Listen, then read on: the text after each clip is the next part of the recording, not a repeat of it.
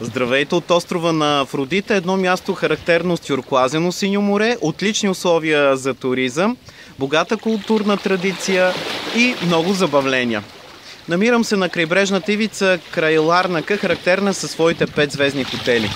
Но не само това привлича туристите в Кипър. Когато сте тук, не пропускайте да усетите как живеят хората в северната част на страната. В момента там много е развито строителството и продажбата на недвижими имоти, тъй като много англичани изкупуват своите сезонни имоти. Ако сте любители на по-луксозният начин на живот, не пропускайте да посетите Никозия.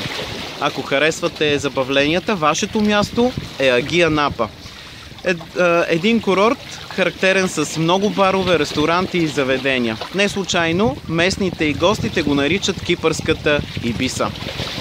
Разделям се от тук с пожелание за хубав ден и прекрасните гледки от Кипър. Довиждане!